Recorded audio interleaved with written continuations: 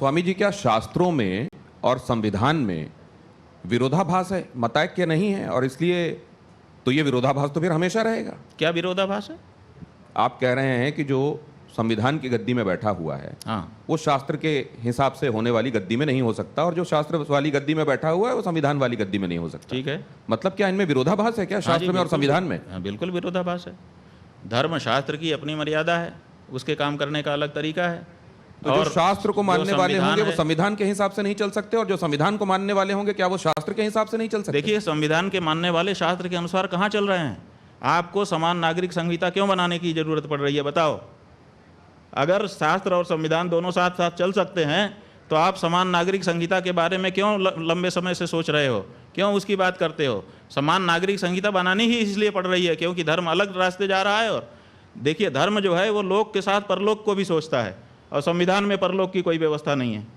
कैसे हमारी आवश्यकताओं की पूर्ति वो करेगा संविधान? इसीलिए धर्म को छोड़ करके हम कैसे संविधान पर पूरी तरह से अवलंबित हो सकते हैं? उसमें परलोक की कहाँ चर्चा है, बताइए? वो केवल लोक के बारे में व्यवस्था बताता है, और हमारा धर्म वो लोक और परलोक दोनों को सुधारने की बात करता है। अंतर है दोनों में। तो जो भारतीय नागरिक है और शास्त्र में सनातन धर्मी भी है, वो क्या करे? वो संविधान को माने कि शास्त्र को माने? शास्त्र को मानना होगा, क्योंकि शास्त्र लोक परलोक दोनों की चर्चा करता है, और हमारा जो जीवन है उसमें लोक परलोक दोनों समाहित हैं। इसलिए जहाँ तक हमको संविधान चोट नहीं पहुँचाएगा वहाँ तक हम उसको मान लेंगे, लेकिन जहाँ चोट पहुँचाता होगा वहाँ तो हमको धर्म को ही, धर्मशास्त्र को ही चुनना होगा। ऐसा ही कोई व्यक्ति स्वामी जी रहा होगा जिसने अभी एक ब्राह्मण लड़के की, जिन लोगों ने हत्या कर दी है मानते हुए कि वो गौरक्षक है, गौ विरोधी है, और वो गौ मांस ले जा रहा था साथ में, उसने कह दिया कि मुझसे भूल हो गई, जा करके सरेंडर कर दिया। आपका जो संविधान कानून बना है उसको भोगने के लिए तैयार है। आप क्या चाहते हैं इससे ज़्यादा? आपकी पुलिस को मशक्कत भी नहीं करनी पड़ी, बहुत सारी टीमें भी नहीं बनानी पड़ी। वो तो स्वयं सामने आ गया, आकर के उसने समर्पण कर दिया कि मुझसे भूल हो गई, गलती हो गई, और मैं तैयार हूँ, जो आपका कानून है उसके अनुसार मुकदमा चलाइए, सजा दीजिए। तो गौ रक्षा के लिए जो लोग कानून हाथ में लेते हैं वो आपके हिसाब से ठीक करते हैं? भाई, गौ रक्षा के लिए कानून हाथ में लेने के लिए हमको आदेश है। हमारे शास्त्र कहते हैं कि गौ हत्यारे को गोली मार दो, है आदेश।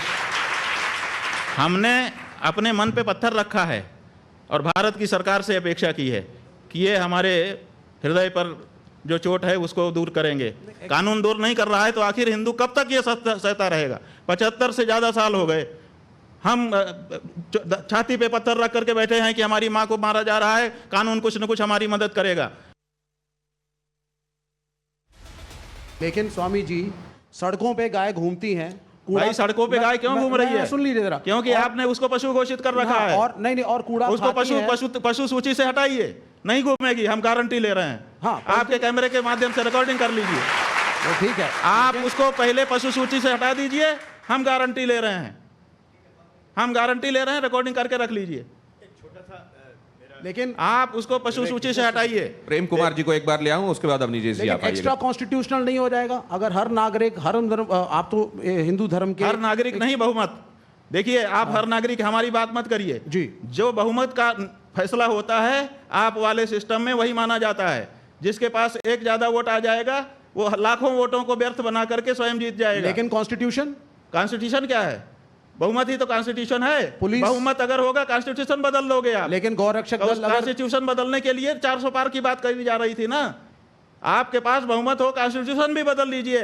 आपने 100 बार से ज्यादा बदल लिया है कॉन्स्टिट्यूशन को बहुमत के कारण, तो आप बहुमत की आवाज को कैसे दबा सकते हैं? ये बहुमत की आवाज है कि गाय की हत्या नहीं होनी चाहिए, बहुमत की आवाज है, आप इसकी उपेक्षा नहीं कर सकते। लेकिन इस देश में कोर्ट भी है, वकील भी है, कोर्ट है, पुलिस तो भी हम है। कहाँ कह रहे हैं? तो गौरक्षक दल अगर इनको साइड करके खुद न्याय करने लगेंगे, हाँ, खुद न्याय करेगा, आप अपने कानून के है। अनुसार उनके ऊपर मुकदमा चलाइए।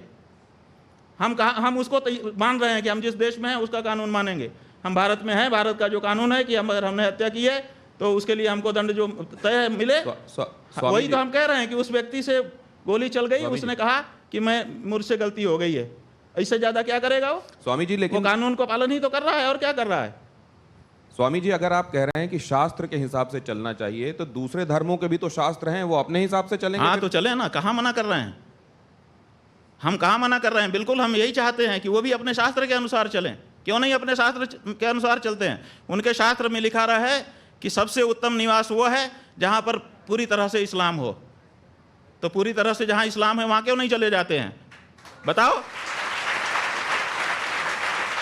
हमारे बीच में क्यों रह रहे हैं वो? यही तो सवाल है। वो पूरी तरह से अपने धर्म का पालन करें, इसी के लिए 57 देश बना लिए उन्होंने। नहीं, लेकिन देश तो और सबका अपने है। अपने चले जाएं, वहां पे पालन करें। और वक्फ बोर्ड के नाम पे जहां पे नहीं है वहां चले जाएं और जमीनों को एनक्रोच कर लें। क्या चीज? वक्फ बोर्ड के नाम पे जमीनें भाई एनक्रोच हमारा वही कहना है कि उनको ऐसे जहां पर उनके धर्म के अनुसार का वातावरण नहीं, उनको क्यों रहना चाहिए? विशेष करके तब जब धर्म के नाम पे उन्होंने हमारे देश का एक टुकड़ा बांट लिया। तो फिर वो दारुल हरम वाला जो कॉन्सेप्ट है वो फिर उसका क्या? वही हम कह रहे हैं कि उनको अपने धर्म के अनुसार रहने की छूट है, लेकिन वो अपने वातावरण में जाके करे। वो हमारे वातावरण में हमको रहने दे। प्रेम कुमार जी को लाता हूं मैं इसमें। प्रेम कुमार जी। शंकराचार्य जी ने कई हेडलाइंस दिए हैं आज की बातचीत में। गो हत्या क्या है? गो हत्या पर आप कह रहे हैं बलि देना, किसी को मांस के हिसाब से, खाने के हिसाब से पशु की हत्या करना, गाय की हत्या करना, गाय के संदर्भ में गो हत्या, सिर्फ यही गो हत्या है? क्या भूखे गौशालाओं में मरती हुई गायें ये गो हत्या नहीं है? इसके लिए कभी आपने कभी कोई आवाज़ नहीं? क्यों गाय गौशालाएं में गायों की हत्या, मौत, वो हत्या मैं मानता हूँ, लेकिन वो गो हत्या नहीं है क्या? उस पर भी तो कोई दृष्टि होनी चाहिए। मैं एक और सवाल रखता हूँ, मेरी आवाज़ में थोड़ी तलखी आ रही है, मैं क्षमा मांगता हूँ, लेकिन और भी बात आ रही है। नहीं, जिस जैसे आपके मन में भाव है वैसे ही व्यक्त करिए, हम इसका स्वागत करते हैं। ठीक है। मैं धन्यवाद। एक साथ साथ और भी बातें हैं। भाई कश्मीर में पंडित विस्थापित हुए ना, कितने लोगों को बसाया गया, कितने पंडितों को बसाया गया, और इसके लिए किया क्या? एक हिंदू धर्म के शंकराचार्य के नाते हिंदू पंडितों को वहां बसाने में क्या किया गया? आपका क्या योगदान रहा? सरकार को जवाबदेह बनाने के लिए आपने क्या किया? ये तो सवाल हम आपके सामने रखते हैं। सबसे ज़्यादा गायें कौन पाल रहा है? हमारी गौशालाएं पाल रही हैं। हमको इस बात का गर्व है। और आप ये मत कहिए कि व्यक्तिगत मेरे नाम से कितनी संपत्ति है, वही संपत्ति मेरी है। हिंदू धर्म का जहाँ जहाँ जो कुछ भी अवस्थापन है वो सब हमारा है, शंकराचार्य होने के नाते। जितनी गौशालाएं हैं वो सब हमारी हैं, और हम वहाँ पर गऊओं की रक्षा कर रहे हैं। जो गऊएं मरी हैं, जिसकी रिपोर्टिंग आपके पत्रकारों ने की है, 99% वो गौशालाएं हैं जिनमें सरकारी अनुदान आ रहा है। उन गौशालाओं में गाय की हालत खराब हुई जब आपने कहा कि हम इस गौशाला में अनुदान करेंगे। अनुदान का जो पैसा है वो भ्रष्टाचार की भेंट चढ़ गया और गाय मर गई। आप निकाल लीजिए, सारी रिपोर्टिंग निकाल लीजिए। कौन दोषी है आपके हिसाब से, और कौन ज्यादा दोषी? हम ये कह रहे हैं कि आप हमसे ये पूछ रहे हैं कि नाग अच्छा कि सांप अच्छा, बताइए। आप ऐसा फंसा रहे हैं कि किसी का भी नाम ले दें और हमको काट ले। ये दोनों तरफ हम कह रहे हैं ना, 78 साल से ये पीड़ा हमारी किसी ने वो कह रहे हैं कि नाग अच्छा या सांप अच्छा पूछने के पीछे एक कारण है। अब निजेश जी क्या कारण है? हाँ, क्या कारण? अभी आप सर्वाधिक प्रतिष्ठित पद पर हैं आप, लेकिन संन्यास धर्म करने से पहले, स्वीकार करने से पहले आपका एक पार्टी से संबंध रहा। तो शायद नहीं, ये भी हमारा किसी पार्टी से कोई संबंध नहीं रहा। शायद आपने छात्र संघ का चुनाव, हाँ वो ठीक है, वो छात्र संघ का चुनाव लड़ा आपने संपूर्णानंद संस्कृत विश्वविद्यालय में। एक पार्टी से मतलब एक पार्टी की छात्र इकाई के उससे टिकट से लड़ा था। सही है, तो ये एक कारण है। एक स्पष्ट बोलिए, आप क्या कहना चाह रहे हैं? कि मतलब उस समय, आज मैं, स्वामी जी हमारे लिए बहुत ही सम्मानित हैं, लेकिन एक समय जब छात्र जीवन में थे तो उस समय NSVI की टिकट पर आप वहाँ पर छात्र संघ के, देखिए ये कितना बड़ा झूठ, इतना बड़ा विद्वान पत्रकार बोल रहा है। नहीं, कितना बड़ा झूठ बोल रहा है ये पत्रकार। अच्छा, ये RSS नहीं, आप हमको प्रमाण दो कि हम NSVI से कैंडिडेट थे। एक संघ के हैं, छात्र संघ के, संघ के हैं, लेकिन झूठ बोल रहे हैं। नहीं, छात्र संघ के झूठ बोल रहे हैं। तो ये भी अच्छी बात है कि अगर ये बात कहीं विमर्श में थी हम या है और NSVI आपने सामने रखा, कब कैंडिडेट, तो ये भी अच्छी बात। नहीं, छात्र संघ के नहीं, हम झूठ नहीं स्वीकार कर सकते। छात्र संघ का अध्यक्ष का चुनाव लड़े थे। एक सेकंड, आपने कहा कि NSVI के कैंडिडेट हम कब रहे, ये प्रमाणित करें। छात्र संघ के अध्यक्ष का नहीं तो माफी मांगे झूठ फैलाने के लिए। छात्र संघ के का काम कर रहे हैं, गलत बात है ये। झूठ नहीं बोलना चाहिए। NSUI से आपने कोई भी संपर्क- जो बड़ा आदमी है छात्र वो झूठ संघ- बोलेगा, वो छोटा हो जाएगा। छात्र संघ, ऐसा मत करिए, आपका हम सम्मान कर रहे हैं। आपने छात्र संघ का चुनाव लड़ा था, मैं ये कह रहा हूँ। भाई छात्र संघ का हमने चुनाव लड़ा था, विद्यार्थी परिषद से लड़ा था। अब बताइए, और अब तो विद्यार्थी ये परिषद का कैंडिडेट था मैं, विद्यार्थी परिषद से मैंने चुनाव लड़ा है। अब बताइए, वो भी एक पार्टी थी ना, ठीक है पार्टी थी, हम कहाँ वो मना भी कर एक रहे पार्टी हैं? थी ना सर। हम तो झूठ बोलने पर आपको कह रहे नहीं हैं। नहीं नहीं, वो भी एक राजनीतिक दल ठीक है, के रूप में था राजनीतिक ना। ये तो चलता है। और भी, क्योंकि विमर्श ये चलाया जा रहा है आप लोग देश ये में। बताते हैं कि ये छात्र इकाई है, राजनीति से इसका कोई लेना देना ही नहीं। ज्ञानशील एकता परिषद की विशेषता, ज्ञानशील और एकता के लिए हम परिषद में गए थे, राजनीति करने के लिए नहीं गए थे। और आप अगर विद्यार्थी परिषद के ऊपर ये कहते हैं कि वो भी राजनीतिक इकाई है, तो आप इसका मतलब कि अभी रहस्य ही नहीं जानते हैं। इसका मतलब कि आप अंदर की बात कर रहे हैं। तो विद्यार्थी वो परिषद विमर्श भी- स्वतंत्र इकाई है और वो छात्रों के बीच में नेतृत्व की भावना के विकास के लिए कार्य करती है। वो किसी दल का पिछलग्गू नहीं है। विद्यार्थी परिषद का कोई अध्यक्ष हो, आप उससे हमारी बात कराइए। हम विद्यार्थी परिषद में रह चुके हैं। आप हमारे ऊपर ये आरोप लगाएं कि आरोप नहीं है। हम आज- पार्टी है, आज एक बहुत गलत, बड़ा- हम राजनीतिक पार्टी नहीं है। स्वामी जी, वो दिनेश जी, आरोप दिनेश नहीं जी, एक लगा छोटी रहे। सी बात, उन्होंने आज एक बहुत बड़ी सामने साफ बात आ गई कि जो एक विभ्रम फैलाया जा रहा था, स्वामी जी के मुख से स्वयं ये बात सामने आई कि वो किसी राजनीतिक पार्टी और खासतौर से NSUI के टिकट पे नहीं लड़े। ये बहुत बड़ी सच्चाई सामने आई क्योंकि है। ऐसा क्योंकि आपके ऐसा बारे में आपके बारे में विमर्श फैलाया जा रहा था, इसलिए उन्होंने ये बात रखी। स्वामी जी, तो इससे उनसे नाराज मत होइए। ये अच्छा हुआ कि ये बात सामने आ गई वही और हम कह रहे जवाब हैं ना आ कि झूठ भी बहुत कुछ फैलाया गया है। तो झूठ को कम से कम जो बड़े लोग हैं उनको कंफर्म करना तो स्वामी चाहिए जी, ना क्या- कि जो वो व्हाट्सएप यूनिवर्सिटी में आएगा वही, स्वामी जी, अगर एक बड़े और लोग, बात- विचारवान लोग अगर वही बोलने लगेंगे तो आम आदमी का क्या होगा। स्वामी जी, एक और बात मैं आपसे जानना जी। चाहता हूं। ये कहा जाता है कि सितंबर 2022 में प्रियंका जी ने आपको शंकराचार्य जी संबोधित करते हुए पत्र लिखा था और मामला ये सबसे बड़ी अदालत में गया कि आपके संदर्भ में इस पदवी का इस्तेमाल होना चाहिए या नहीं होना चाहिए। इसको लेकर भी स्थिति क्या स्पष्ट? देखिए, ऐसा है कि हमारे संदर्भ में किसी भी न्यायालय में हम शंकराचार्य हैं कि नहीं है इसका कोई मुकदमा नहीं है। आपको हम बता देना चाहते हैं, चाहे वो निचली अदालत हो, चाहे बीच की अदालत हो, चाहे ऊंची अदालत हो, किसी भी न्यायालय में ये विचार नहीं है कि हम शंकराचार्य हैं कि नहीं हैं। पहली बात। दूसरी बात, हमारे गुरुजी ने एक मुकदमा एक व्यक्ति के खिलाफ किया था जो अपने आप को शंकराचार्य कह रहा था। तो उन्होंने कहा कि इसको रोक दिया जाए कि ये अपने आप को शंकराचार्य ना कहे, निषेधाज्ञा का वाद कहते हैं इसको। तो वो निषेधाज्ञा का वाद चला, कई वर्ष लगे उसमें, सन 1989 से लेकर के वो चलता रहा और वो अलग अलग स्तर पर निर्णित होते हुए, और जिनके खिलाफ वो मुकदमा हमारे गुरुजी महाराज ने किया था उनको बार बार रोके जाते हुए कि इनको रोक दिया जाए, रोक दिया जाए, रोक दिया जाए। अब वो सुप्रीम कोर्ट में आया हुआ है। उसको गुरुजी हमारे लड़ रहे थे क्योंकि हमारे गुरुजी शंकराचार्य हैं कि नहीं, इस पर विवाद नहीं था। हमारे गुरुजी ने कहा कि मैं शंकराचार्य हूँ, इनको रोक दिया जाए, उस पर वो मुकदमा चला था और वो अभी सुप्रीम कोर्ट में चल रहा था। उसको लिंगर ऑन टैक्टिस की जा रही है क्योंकि जो प्रतिपक्षी थे हमारे गुरुजी के सामने वो सिद्ध हो गया कि वो सन्यासी नहीं है। जहाँ तक प्रियंका गांधी के पत्र की है, तो जब हमको शंकराचार्य पद पर अधिष्ठित किया गया तो देश के बहुत बड़े बड़े लोगों ने और हमारे जो सामान्य भक्त लोग हैं उन सब ने अपने अपने ढंग से, बहुत सारे लोग, लाखों लोग वहाँ इकट्ठा हुए। उसके बाद हजारों लोगों ने पार्टिसिपेट किया, सैकड़ों लोगों ने पत्र लिखे, व्हाट्सएप आदि से सूचनाएं दी, बधाई दी, ये दिया, वो दिया, प्रणाम कहा। उसी में कुछ बड़े लोगों ने पत्र भी लिखे। उसमें आनंदीबेन पटेल ने भी पत्र लिखा, जो राज्यपाल हैं उत्तर प्रदेश की, और यही संबोधन के साथ लिखा। हाँ जी, उन्होंने कहा कि ज्योतिषपीठ के शंकराचार्य के रूप में प्रतिष्ठित होने पर आपको हम अभिनंदन कर रहे हैं। अनसुईया उइके जो छत्तीसगढ़ की राज्यपाल थी, उन्होंने भी पत्र लिखा। मध्य प्रदेश के शिवराज सिंह और उनके मंत्रिमंडल के कई मंत्री वहाँ उपस्थित ही रहे। जो केंद्रीय मंत्री थे प्रहलाद पटेल जी, वो वहाँ उपस्थित ही रहे, उन्होंने अपना व्याख्यान दिया, उसकी रिकॉर्डिंग पड़ी हुई है। तो ऐसी परिस्थिति में सारे ही लोग कर रहे थे। उसी में प्रियंका गांधी का भी पत्र गया। तो प्रियंका गांधी के पत्र जाने मात्र से हम अगर शंकराचार्य हो गए होते या प्रियंका गांधी शंकराचार्य बना सकती है, ऐसी उसकी मतलब परिस्थिति है, तो बात अलग है। अगर वो बना सकती है एक पार्टी की नेता होने के नाते, तो ये राज्यपाल लोग नहीं बना सकते, मुख्यमंत्री और केंद्रीय मंत्री नहीं बना सकते। ये प्रश्न ये लोग क्यों गए हमारे पास और इन्होंने नहीं बनाया क्या?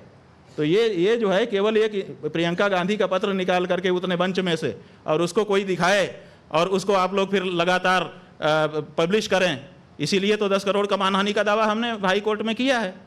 अब उसमें सबको जवाब देना पड़ेगा। तो ये जो लोग हैं जो आप जानबूझ करके, जब कई पत्र हैं तो एक ही पत्र को क्यों दिखाया जा रहा है और उसी पत्र को क्यों हाईलाइट किया स्वामी जा जी, रहा है? क्या ये आपके गुरु भाई हैं जिन्होंने ये बात कही? जरा इसको देखेंगे और बताएंगे क्या कि क्या ये सच में आपके गुरु भाई हैं और ये जो बातें कह रहे हैं उसमें तथ्य है या नहीं? दिखाएंगे क्या प्लीज आप? अरे अमुक्तेश्वरांध्रों की लोगों को मार रही है, किडनैप कर रही है, राम भगवान की प्रतिष्ठा के ऊपर आपत्ति उठा देते हैं, सन्यासी बनकर शादियों में चले जाता है, झूठ बोल देते हैं। केदारनाथ जी का 228 गोल्ड क्या गायब हो गया। अरे भाई, अमुक्तेश्वरांध्र को पीतल क्या होता है, सोना क्या होता है, ये भी पता नहीं, क्योंकि ये भी एक डुप्लीकेट है ना। उसमें आएंगे, उसमें चिट्ठा खोलेंगे। अभी असली चिट्ठा खोला तो बहुत समस्या हो जाएगा।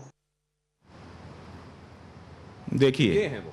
हाँ ठीक है, ये देखिए, हमारे गुरुजी ने लाखों लोगों को दीक्षा दी अपने जीवन काल में, क्योंकि उनका जीवन काल बहुत लंबा रहा।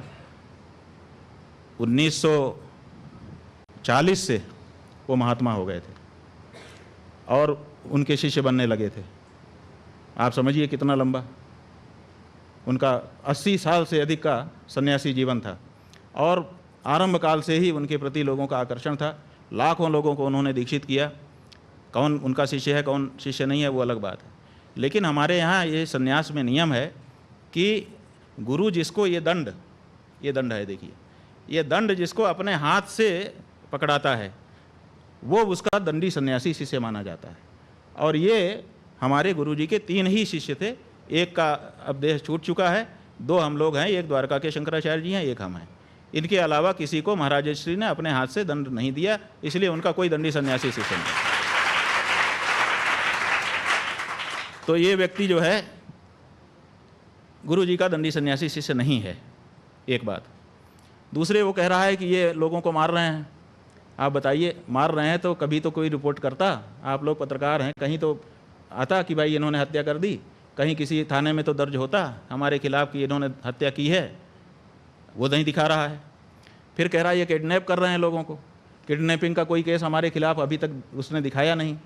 फिर वो कह रहा है कि सोने पीतल का इनको भेद नहीं है। और फिर उसी वक्तव्य में, अभी जो आपने नहीं दिखाया, हमको दिखाया गया है, उसी में कह रहा है कि इन्होंने सोना गायब कर दिया। आपने सोना गायब कर दिया? हाँ, माने मठ का सोना गायब कर दिया। तो अगर हमको सोना पीतल का भेद नहीं पता था तो हमने पीतल क्यों गायब नहीं किया, सोना ही क्यों गायब किया? नहीं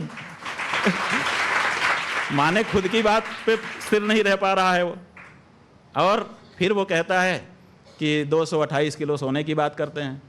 हमने अकेले ने थोड़े की है, उसमें तो पूरा मीडिया, 50 मीडिया घराने शामिल हैं जिन्होंने 230 किलो सोने की, 228 किलो सोने की बात की है। अकेले हम हो तो हम उसके बारे में बात तो क्या इस 228 किलो सोने को लेके आप लोगों की तरफ से कोई FIR दर्ज कराई गई है? देखिए, बात यह है कि 228 किलो सोने के बारे में हमने अकेले नहीं कहा है। सब मीडिया ने 1 महीने तक ये स्टोरी चलाई है। और जो कमेटी है, कमेटी ने उसको विज्ञप्तियाँ जारी की हैं, कमेटी ने वक्तव्य जारी किए हैं और वीडियो आया है, फोटो आए हैं। वहाँ पर 6 महीने के लिए विशेष सुरक्षा की गई है सोने की। ये सब ऑन रिकॉर्ड है। क्या FIR करें आप बताओ?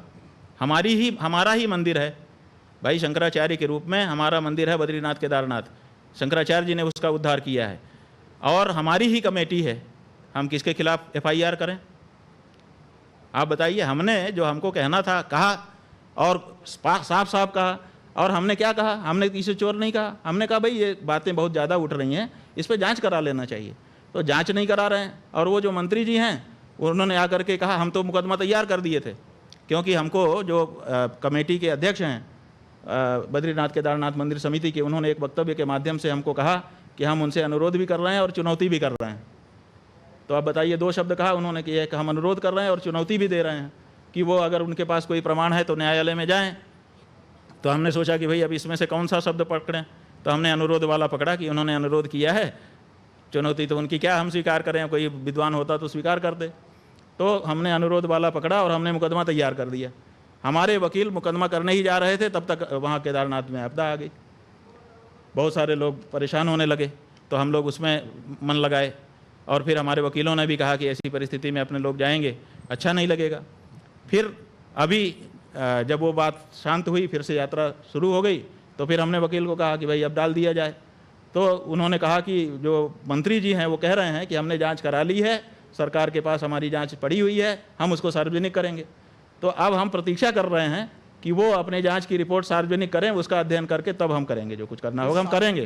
कि इस मानहानि वाले संदर्भ में कोर्ट का रिमार्क जो ये आया कि साधु संत तो मान अपमान से सम्मान निरादर आदर ही सब संत सुखी विचरंत मही वाला जो भाव था, उसको आपने कैसे देखा? वो कहते हैं कि साधु संतों का क्या मान क्या अपमान।